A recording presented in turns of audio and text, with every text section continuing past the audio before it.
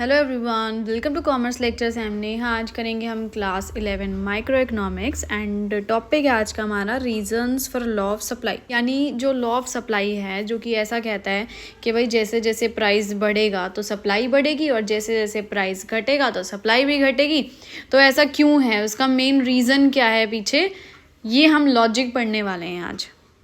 चलो आगे देखते हैं। सबसे पहला पॉइंट है प्रॉफिट मोटिव। तो देखो ये पॉइंट क्या कह रहे हैं, price of commodity increase. Suppose हमारे प्राइस इंक्रीज हो जाते हैं, हमने मान लिया without change in cost. Cost उतनी आ रही है, प्रोडक्शन कॉस्ट, खर्चे नहीं हो रहे हैं, सिर्फ हमारे प्राइस बढ़ रहे हैं, मार्केट प्राइस। तो क्या होगा, इससे हमारा प्रॉफिट मार्जिन बढ़ जाएगा। देखो अगर मैं एक चीज़ 10 रुपये में बेच रही हूँ, अगर वही चीज़ बाज़ार में महंगी हो गई है, वो 15 की हो गई है, तो मुझे अब 15 रुपये मिल रहे हैं उस चीज़ के, मुझे 5 रुपये एक्स्ट्रा मिल रहे हैं, मेरा प्रॉफिट मार्जिन बढ़ गया है अब। So producers increase the supply by increases the production.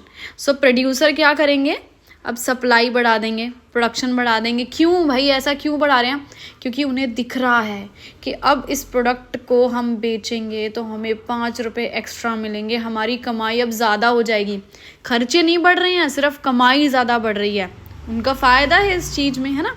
तो देखो अब प्राइस हो गए फॉल, प्राइस गिर गए। जहाँ 10 रुपये की चीज़ बेचा करती थी वो चीज़ अब 6 रुपये की हो गई मार्केट में, तो सप्लाई भी कम हो जाएगी।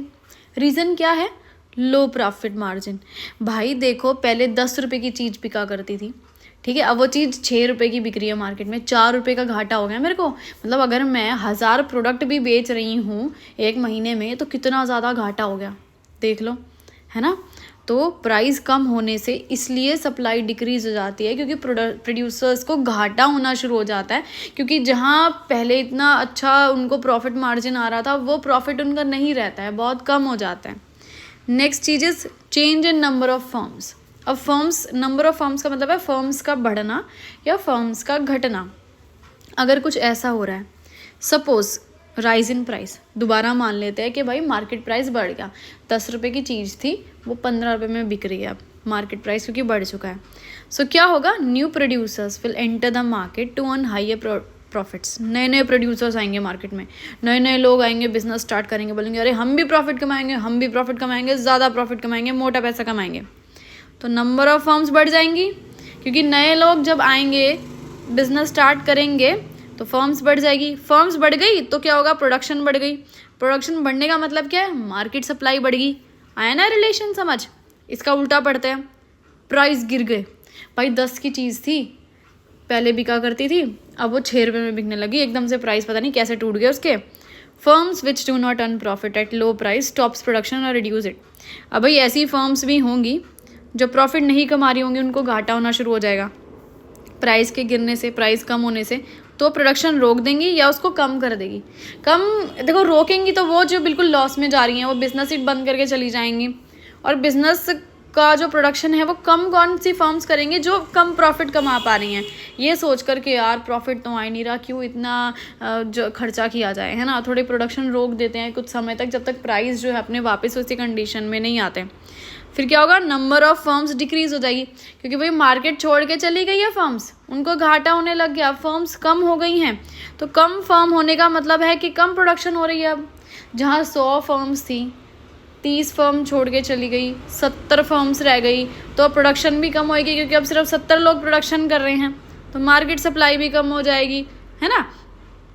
आगे बढ़ते हैं, चेंज इन स्टॉक। स्टॉक से इधर मतलब है जो हम एक इन्वेंट्री और स्टॉक बना के रखते हैं ना, एक्स्ट्रा जो हम अपना प्रोडक्शन करके रखते हैं कि बाय चांस अड़ी फंसी के टाइम में वो उसे यूज़ कर लें, एकदम से कभी ज़रूरत पड़ जाए, डिमांड बढ़ जाए, तो उस स्टॉक की बात हो रही है इधर।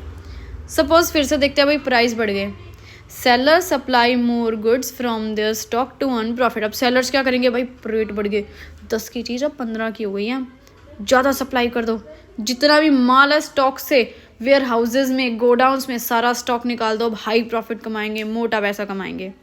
चलो ठीक है, इसका उल्टा हो गया, प्राइस डाउन हो गए।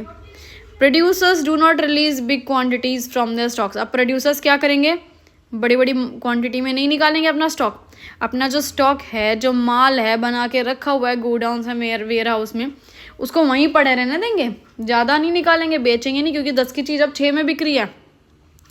Instead they increase their inventories in wait that price में राइज इन फ्यूचर, बल्कि वो वेट करेंगे, अपनी इन्वेंट्री बढ़ाएंगे, अपना स्टॉक बढ़ाएंगे, वेयर हाउस में ज़्यादा माल ठोक लेंगे, इंतज़ार करेंगे, अरे भाई कभी ना कभी तो प्राइस फ्यूचर में बढ़ेगा, 10 से 12 होएगा, 12 से 13 होएगा, तब निकालेंगे वो माल अपना गोडाउन से और फिर बेचेंगे, फिर मोटा पैसा कमाएंगे। तो ये बात हो रही है यहाँ पे। एक साथ ये वीडियो खत्म।